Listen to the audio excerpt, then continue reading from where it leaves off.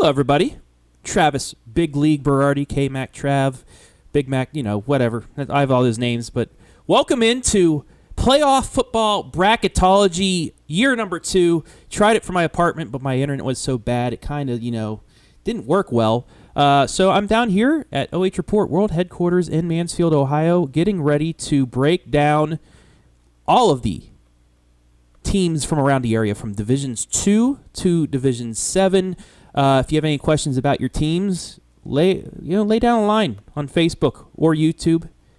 Ask what team you want me to talk about a little bit more, and I'll try and appease you with that. But week number 10 of the high school football season, most teams have already clinched playoff spots in North Central Ohio, but they could still clinch 2 home games. Where are they going to be? There's other teams that are on the outside looking in. There's other teams as well that are needing some help with the win this upcoming weekend. So I will try and do my best to let you know what these teams need to do. But without further ado, let's just go right into the heart of things and let's get it going. First off,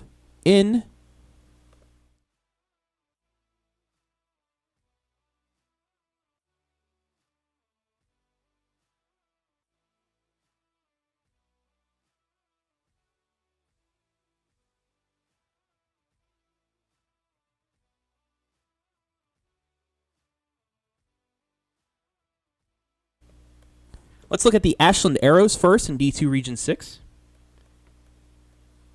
Also want to give a shout out to Joe Eitel, who, without him,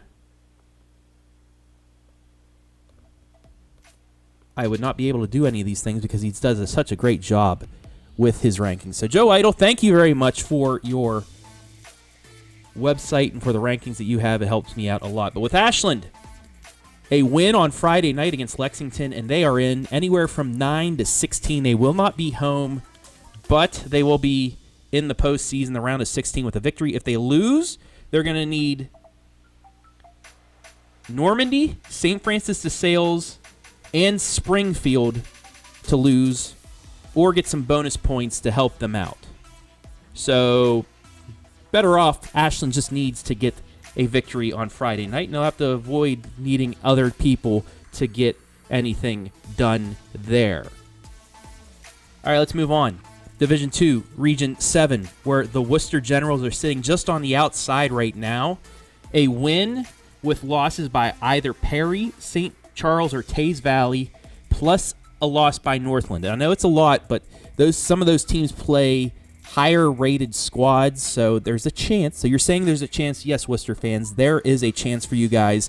You are in with a win, as well as losses by either Perry, St. Charles, Taze Valley, and then a loss by Northland. Now, if they lose, they could still squeak in, if they get enough bonus points here in high school football. The team that you beat, if they win, that adds on bonus points. So say they beat Mansfield Senior, and Mansfield Senior plays Madison, so they get those level 3 Division 3 bonus points. I don't want to confuse you on that, but Worcester, you're rooting for the teams that you've already beaten to win this week to help you out with those bonus points. But if they lose, they need the bonus points, and then they need losses by St. Charles, Dublin Scioto, Northland, and then maybe Briggs, depending on their bonus points. So there's a lot going on with Worcester.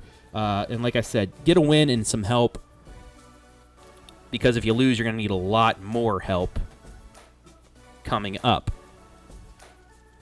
Moving on to Division 3, Region 10. Speaking of the Mansfield Senior TY Tigers, they still have a chance at the top 4. Mansfield Senior, top 4 with a win, and then losses by 2 of these teams. Cloverleaf, Buckeye, Clyde, and then maybe Norton if bonus points come into play. So the TY Tigers sitting in 4th, but because they're playing a Madison squad with only 1 win, that bonus points really hurt them. They've already clinched 1 home game, so they will be at Arlen Field not this coming Friday, but next Friday. But they could be at 2 home games with a win, plus losses by either 2 of these teams. Cloverleaf, Buckeye, Clyde, and then maybe Norton if Norton gets bonus points. Now, if they lose, they're going to just need a lot of help to stay in that top 4. But the TY Tigers looking pretty good right now. First off, they have to beat Madison in the city game. Moving on to Ontario. Ontario, as you see, sitting down there at number 15. They are in with a win. If they beat Shelby, that's pretty much a playing game. I'll explain more with Shelby's side of things next in D4 Region 14. But in D3 Region 10 right now, Ontario, they are in with a win. They'll either be 10th to 16th. But if they lost, they would need losses from 3 of the teams below them, from 16 to 19. So Ontario would need to get losses from teams behind them. That's the only way they can catch Ontario, would be losses from teams behind them. And those teams, they would need 3 losses from either Copley, Lexington, Revere, or Sandusky. So one team out of those 4 is allowed to win, but the other 3 need to lose. Copley, Lexington, Revere, or Sandusky. That's who they would need to lose if they were unable to defeat the Shelby Whippets this coming Friday night. And then, speaking of Lexington, they are still in the hunt. Lexington needs a win against Ashland. Copley and Sandusky losses, and then Worcester to win.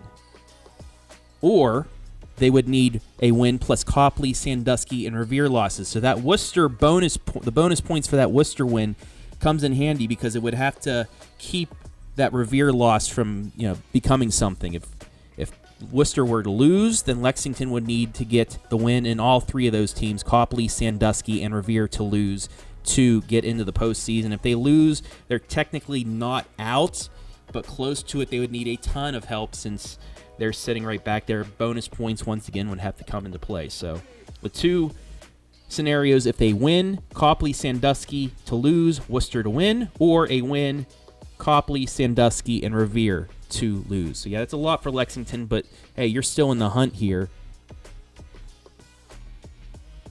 going into week number 10. Once again, I want to welcome everybody in.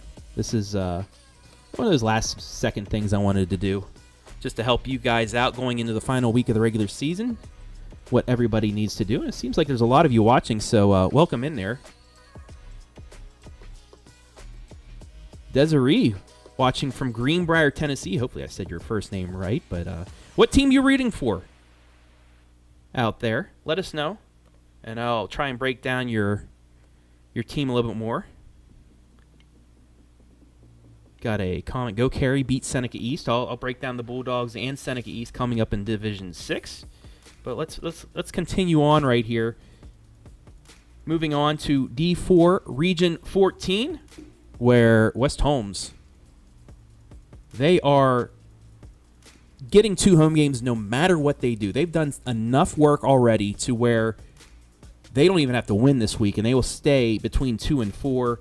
Now a win, they'll probably stay at 2. If they lose, if they want to stay right there, they'd need Perkins and Elyria Catholic to lose. But no matter what, West Holmes, you are getting 2 home games no matter what they do this coming week. However, you want your offense to do well, so your 3 offensive players can stay in the top 10 of our stats rankings, which you will see tomorrow right here, live and free. Well, not live, but free. We already taped it. Anyway, now to Clear Fork. The Colts, sitting in 6th, they have that MOAC championship matchup with Highland Friday night at Highland. We'll have a highlight for you on the Friday Night Pigskin, Friday, 11:30, right here. That is live and free on the OH Report. Anyway, Clear Fork, 2 home games. If they get the win for the MOAC championship, and then Elyria Catholic loses, and they get less bonus points. So once again, bonus points come into play. The teams that you beat, if they win, you get bonus points from that each and every week. So they need Elyria Catholic to lose, and then them not get a lot of bonus points from the teams that they beat. No matter what, a win would give Clear Fork the number 5 spot. So this is pretty much a second round. Is it going to be at Clear Fork, or could it be at either Van Wert or Elyria Catholic? That's the scenario there, the second round matchups coming for Clear Fork. But a win gives you an MOAC championship and possibly 2 home games. Now, if they lose, they would go either from 6 to 8. So no matter what, Clear Fork will be home next week for round 1 of the playoffs. They could even stay right at the 6th spot because they've done enough with their bonus points themselves. So Clear Fork could either be as high as 4 or be as low as 8. Just depends on what happens with them and then some teams around them. Now down to the Galleon Tigers, you're not going to be able to get a home game.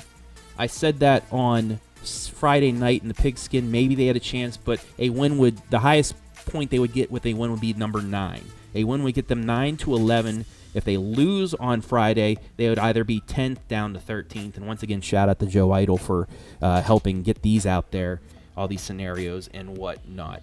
Now to the Shelby Whippets. Like I said earlier, they are playing a play-in game with Ontario on Friday night. A win would put them between 9 and 13.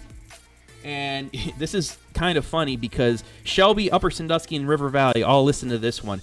A Rossford loss would get you in. If Shelby, Upper Sandusky, and River Valley all 3 lose, a Rossford loss would still clinch a playoff spot for them. Shelby with a win would go 9-13. That's the spot they would sit in with a win. Upper Sandusky, if they win on Friday night, they would be between 11 and 15.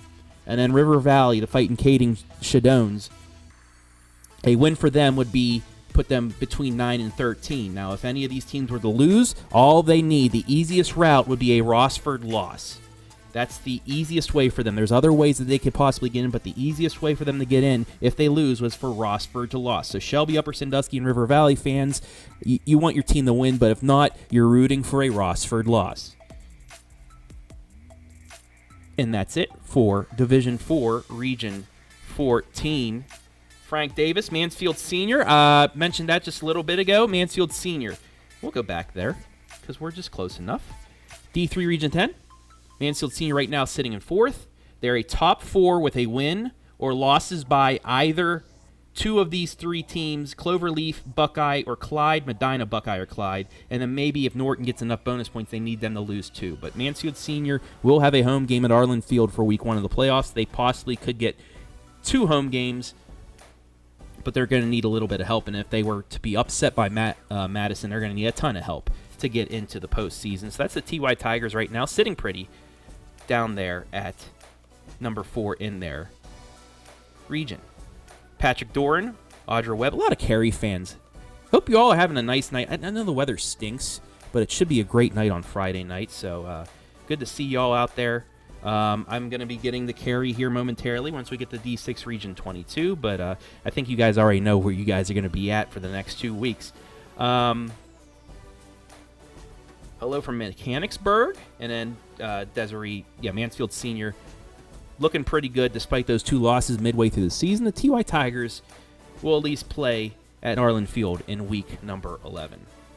All right, we got 4 done. Let's go to D5 Region 18. That's where Highland, Fredericktown, and the Willard Fighting Flashes are at. The Crimson Flashes of Willard. First for Highland. They are sitting at number 3 right now. They are already at home. If they are to defeat Clear Fork in that MOAC championship matchup, they'll be either 2 or 3, and they will have 2 home games no matter what. So a win, and you get 2 home games. Now, if they lose, they would go anywhere from 3rd to 8th. So like I said, Highland has a home game in the postseason. They may get 2. Now, if they lose, they're anywhere from 3 to 8. They would need 4 of the teams between 4 and 8 to lose to get 2 home games. So 4 of 5 teams in that top part between 4 and 8 would need to lose for them to stay right there. Highland looking pretty darn good too. But they have a really tough Clear Fork squad in week number 10. Win, you get 2 home games. Lose, you're going to need a lot of help to get 2 home games. Now to the Freddies of Fredericktown. A win, and they should be in the postseason. They're not even in one of those winning-in situations because of teams ahead of them and those dreaded bonus points.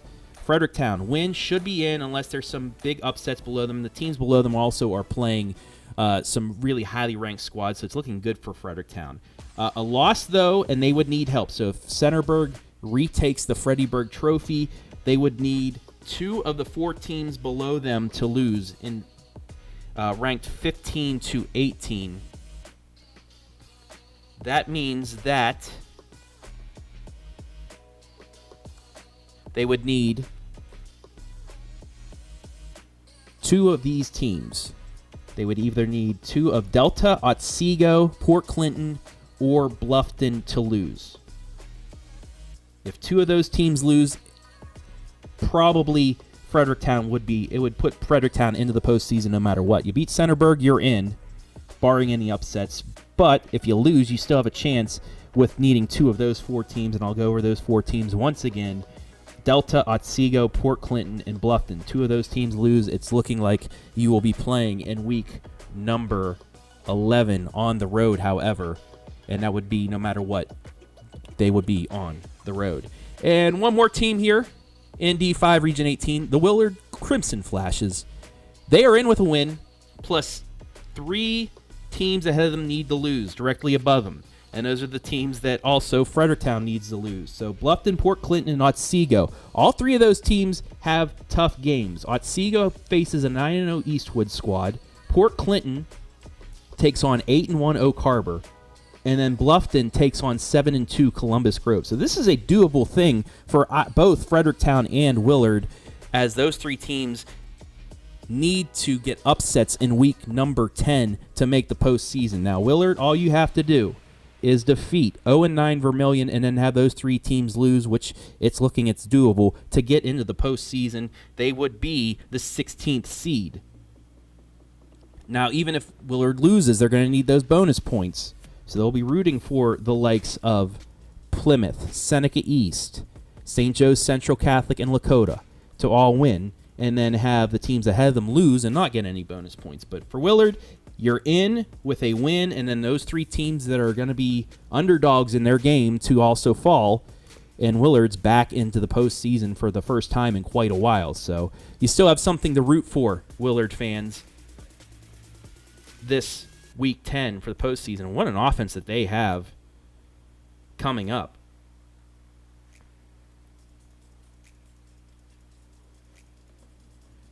All right, let's move on to D5 in Region 19,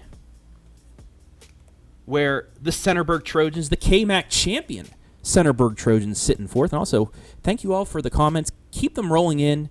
See a lot of them coming on Facebook and YouTube, what teams you're rooting for. Desiree, have a brother and sister that live in Ontario.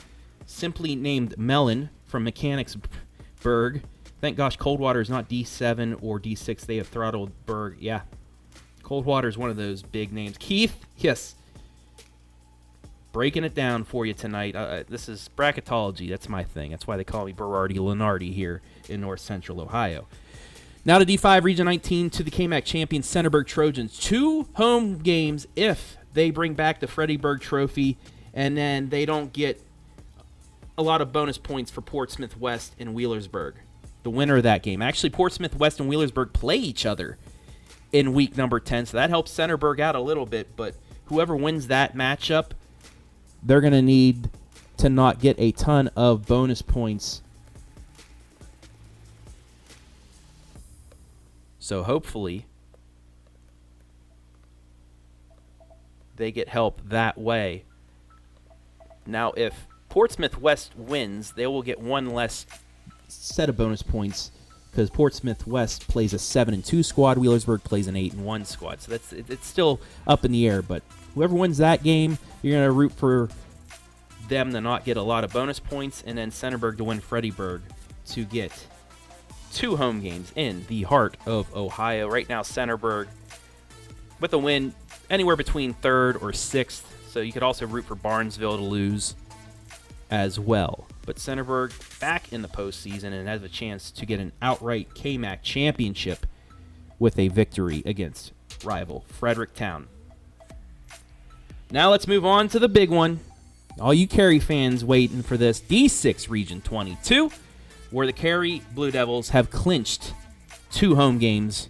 So for the next multiple weeks, because they are hosting Seneca East. So for the next 3 weeks, Cary's going to be at home.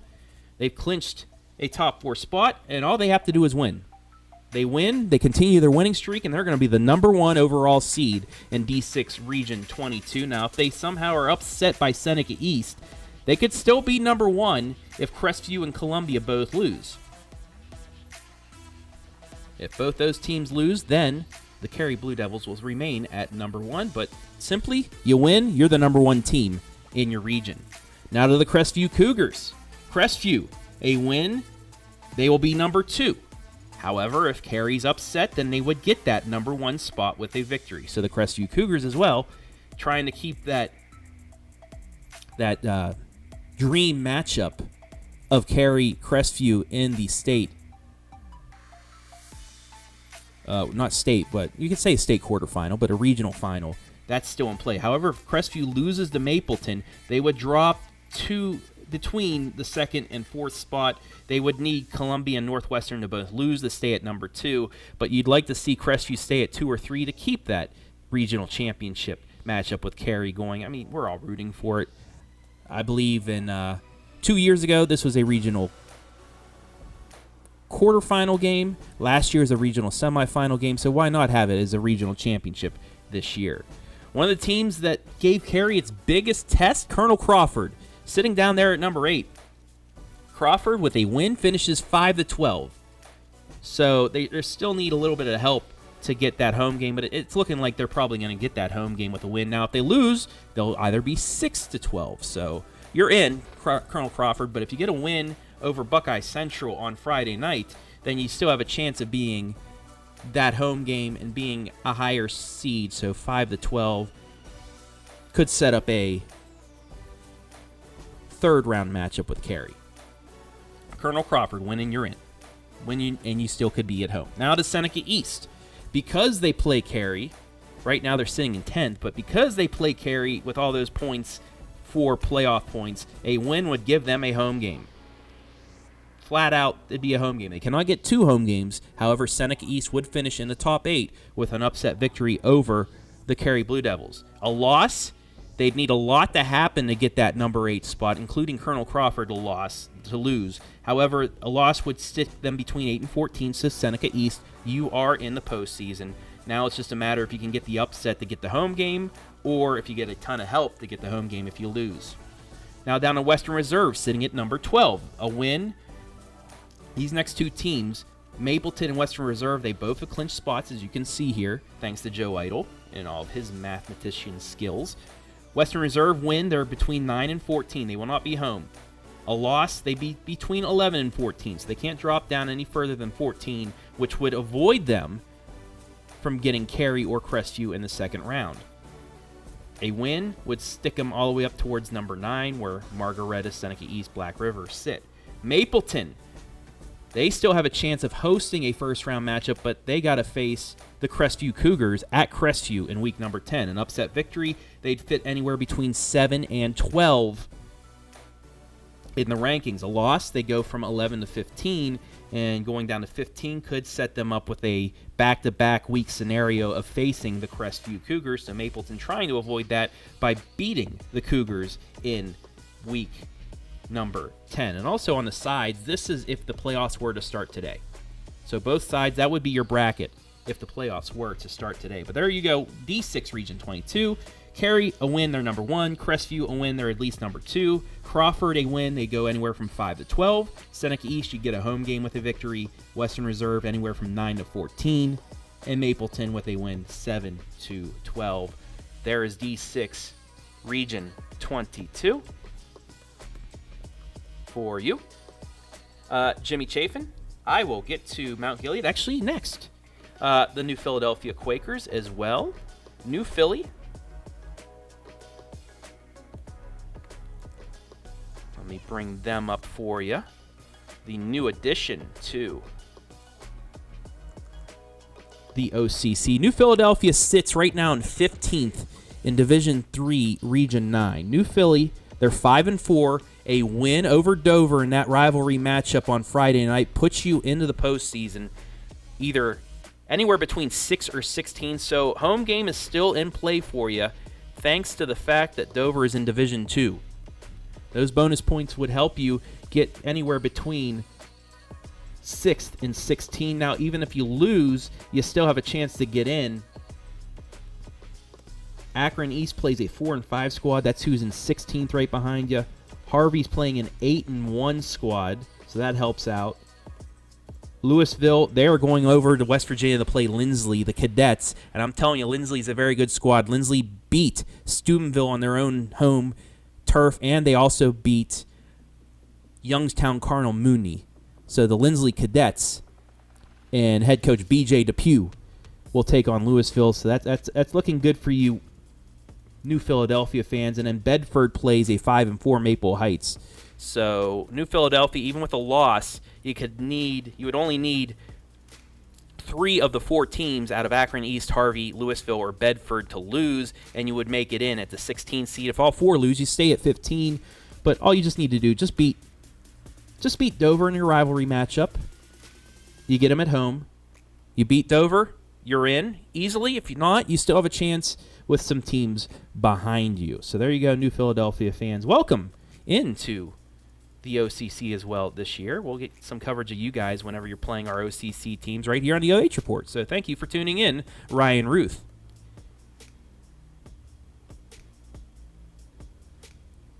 Adam Thompson, because he just wants to be in here. If the moon was made of blue cheese, would you eat it? I know I would. Hey! I'm not a big fan of blue cheese, though. I'm more of a ranch guy, so I don't know. But thank you, Will Farrell, for that. Bo, East Knox looks to be out of this year, along with Trimble, sadly. The Bulldogs, yeah, they're not looking good this year. It was a rebuilding year for those East Knox Bulldogs down there in K-Mac land. Graduated a lot, not only from the football team, but from the basketball team as well. But I know those Bulldogs will be back. They still have a chance to get a big upset, though, on Friday night in the Devil Dog game. I know you guys are excited for that, but East Knox, actually, technically, East Knox is not out yet. East Knox has not been eliminated. We'll get to that here momentarily in D6 Region 23. And let's show you D6 Region 23. Loudonville, we'll start with them. They're in 9th. A win over Northmore could put them as high as 3, as low as 12. That's how close this region is. A loss, anywhere from 5 to 15. So Loudonville, you're in. It's just where are you going to sit? A win over Northmore, that's going to get you some good bonus points, but this is a very clumped region, with Loudonville sitting at 9, but anywhere from 3 to 12, but then a loss anywhere from 5 to 15.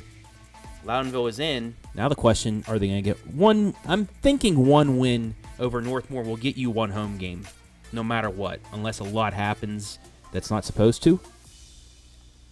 But if they get also help, it could be all the way up to that 4 or 3 seed, and then a loss, even with a loss, and pretty much everybody else around them losing, they could still get a home game.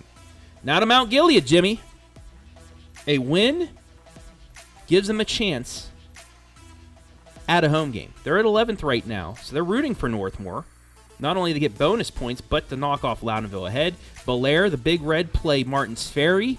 At Martins Ferry, it's a big rivalry matchup down on the Ohio River.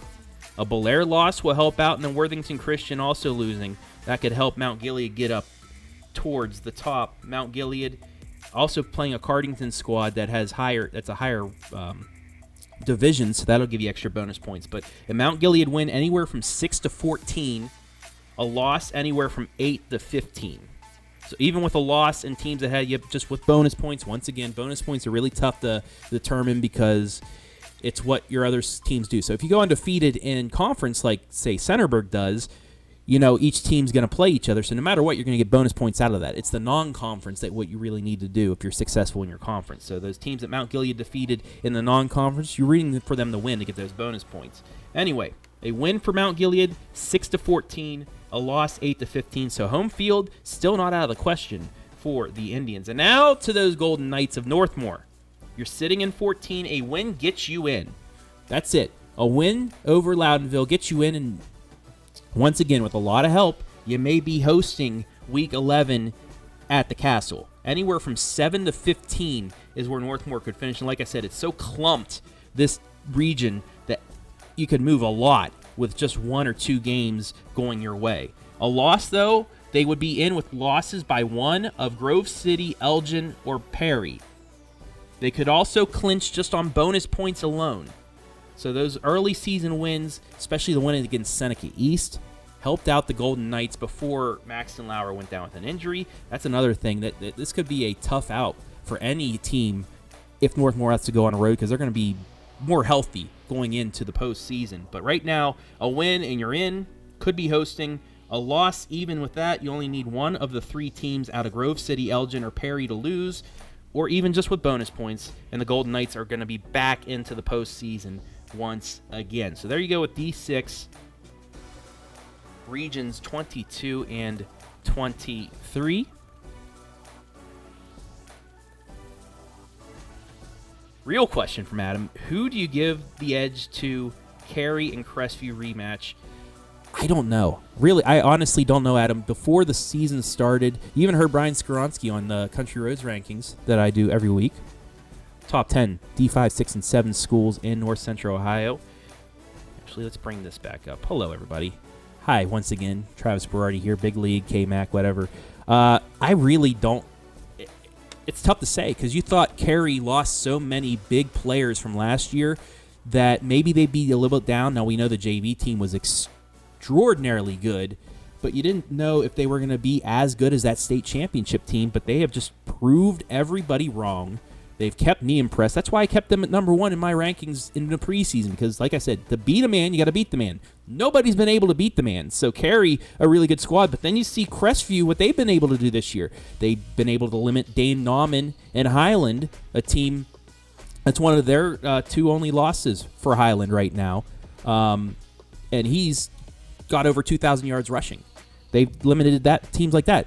In that game you saw live and free on Saturday night at St. Paul, 2 plays changed the whole complexion of the game, but that's what Crestview can do. They keep it close, and then they make plays. The fake punt for a touchdown, and then the Addison Raymer 92-yard run inside the 5 after being backed up when St. Paul, you just need a 3 and out, and they get you back into the game. If you can score, well, they get the stop at the goal line, and then they get the big run, and it completely ends the game. So both teams have what it takes, and that's why, I mean, everybody has to root for this, and I've been rooting for this as well, is for Colonel Crawford to make it into a regional semifinal and face one of those 2 teams, and then we have the championship game between either one of those 3, but I know everybody's rooting for that regional championship matchup between Cary and Crestview, but don't count out those Colonel Crawford Eagles as well, but that's why you love the postseason. Maybe none of them make it. Maybe we have upsets galore. I'm hoping that doesn't happen. I'm hoping everybody makes it far, but that's why you have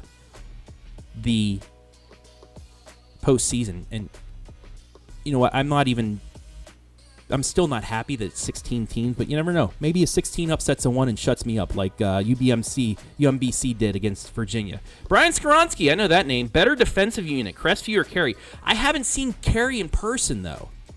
What they did against Colonel Crawford, what they were able to do against Upper Sandusky, 2 really high-powered offenses, they're really good. But then you get Crestview, and like I said, what they did against the run games, I don't know. I will say it'll probably be a low-scoring battle between Crestview and Cary if they were to meet, kind of like what you saw with Colonel Crawford and Cary. It might come down to just 1 play or 2 plays, and, you know, that's what I love about sports. It just comes down to 1 or 2 plays between some really good teams. But, you know, right now I'm rooting for everybody. I just hope everybody has fun. How about that? I'm just hoping everybody has fun. Enough.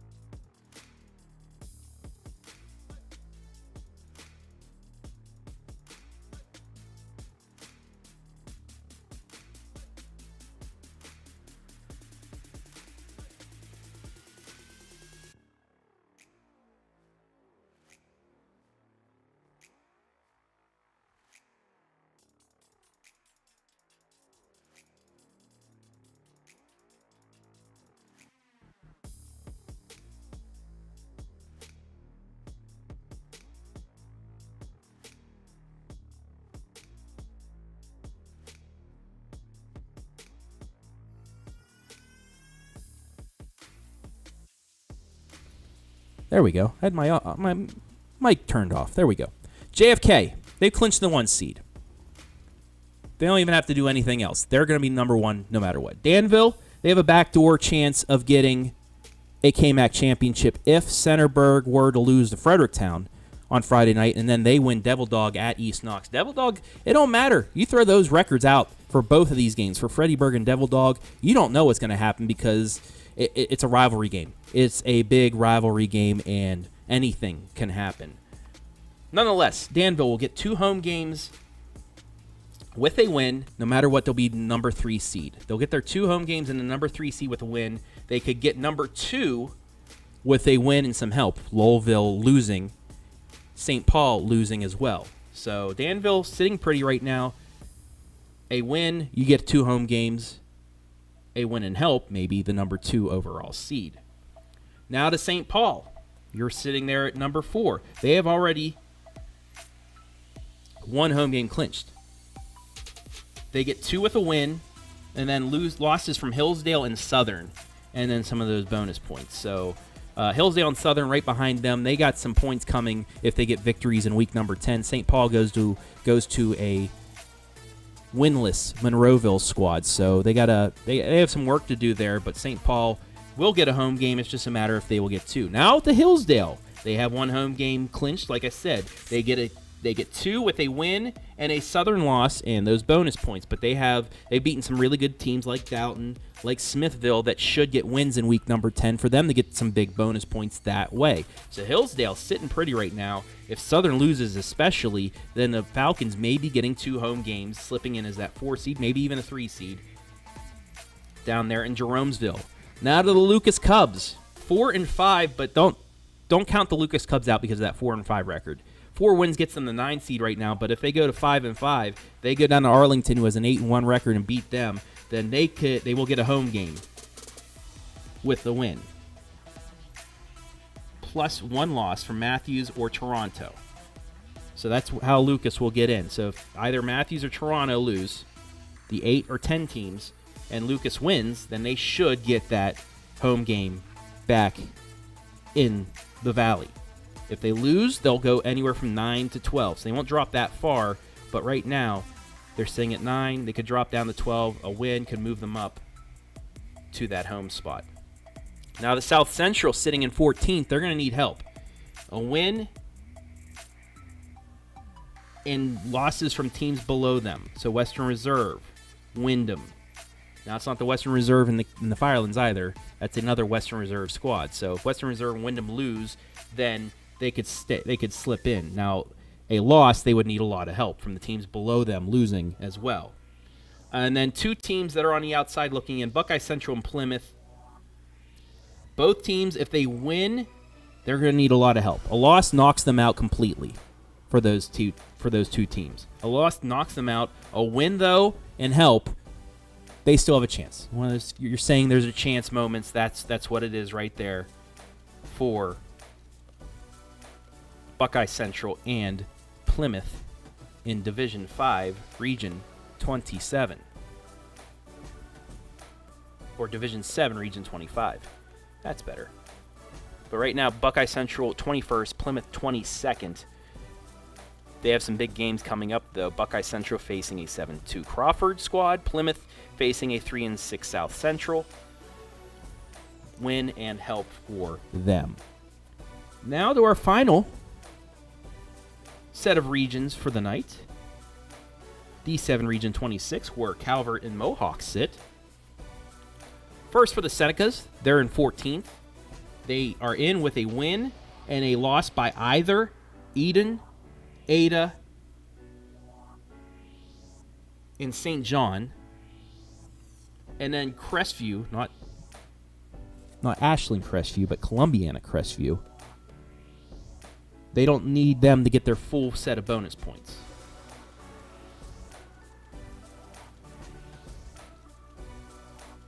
So once again, for Calvert, Convoy Crestview, they don't get their full amount of bonus points, and then one of either Eden, Ada, or St. John loss. It's that simple. It's looking like a win over Lakota could be enough, as Eden plays a 7-1 Ottawa Hills squad, Ada plays an 8-1 Allen East squad, and St. John's plays a 7-2 New Bremen squad. So it's looking pretty good for a win and in situation for Calvert. Now to Mohawk. Pretty much the same thing. In with a win, and then they lead losses by those 3 squads: Ada, Crestview, and St. John's.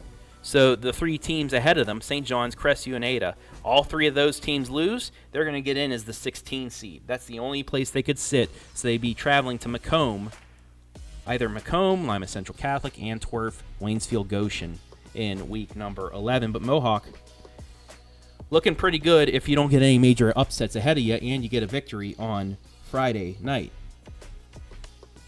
And that's it for our teams. Any final questions on any teams that you folks want to see? So we're coming on 45 minutes of this done. Also, Adam Thompson, got to tip the cap to Carey's coaching staffs, able to quote-unquote rebuild without skipping a beat. Restocking, I guess you could say. Trimble as well. Lost every starter. Thank you, Bo. Yeah, those teams... sometimes, you're going to lose everybody from a very good squad, and it may take a year to get right back, but that's what East Knox, you see, you got a great young quarterback. Now, for Gloucester Trimble, they're not out yet, so I'll get you on this. If they win, they could get the 16 seed. So they need Elgin, Buckeye Trail, Martins Ferry to lose to Belair to get ahead, but Trimble's going to have to beat South Gaella, a 4-5 squad in week number 10. They get a win, and they get some help from 3 squads. They could sneak in as that number 16 squad. East Knox and Trimble still. They're still alive in week 16, or week 10. Looking for that 16th spot. Best area team that won't play at home in week 11. This is coming from Brian Skaronski. Are you trying to give up all the secrets that we were going to give out on the bracket breakdown on Sunday, Brian?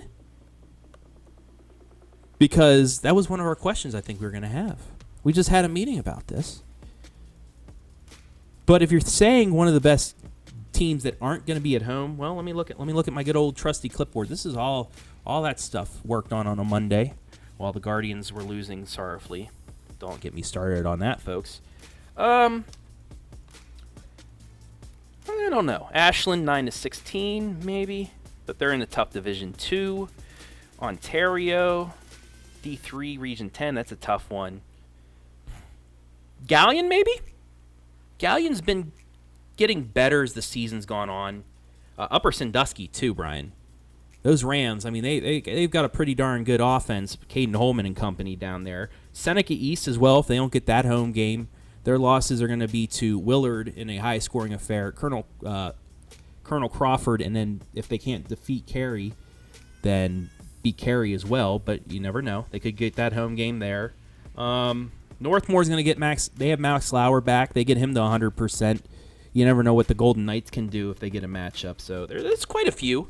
We'll discuss more of that on the bracket breakdown when these brackets are official, and it's just not me mumbling along what we got to do. Anyway, let's one more time just go over real quick.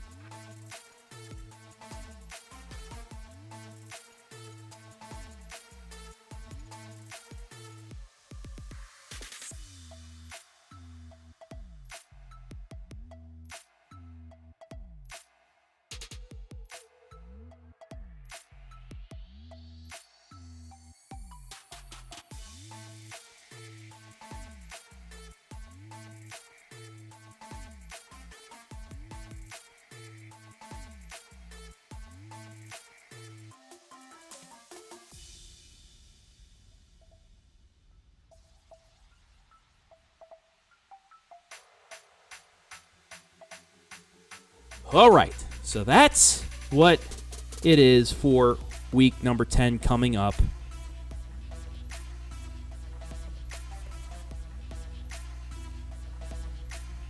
A lot going on there.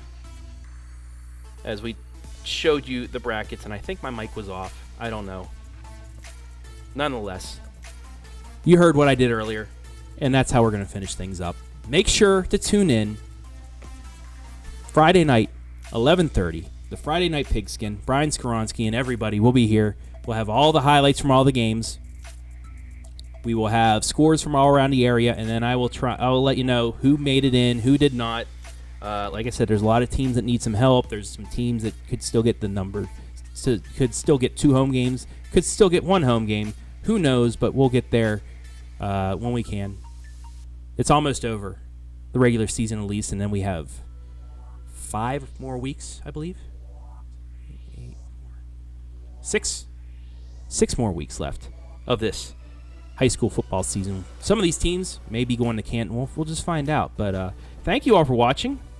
As always, if you want to listen to me mumble about this again, you can watch this at any time. Once our stream ends, give it a little bit, and it'll be right back up there. But tune in Friday night for the Pigskin. Tune into our live and free games coming up on Friday. And then Sunday morning, 11 a.m., Brian Skoronsky and myself will break down the brackets, the actual brackets. We'll have interviews with coaches. We'll break down games from around our area, teams that we will highlight, and answer more of your questions. But I'm going to get out of here, get some dinner. It's 8:30. Brian, hopefully your wings are good right now. He said he was going to have some of those when he got home. But anyway, I'm Travis Berardi, and I'm out of here. So have a great night. We'll see you Friday.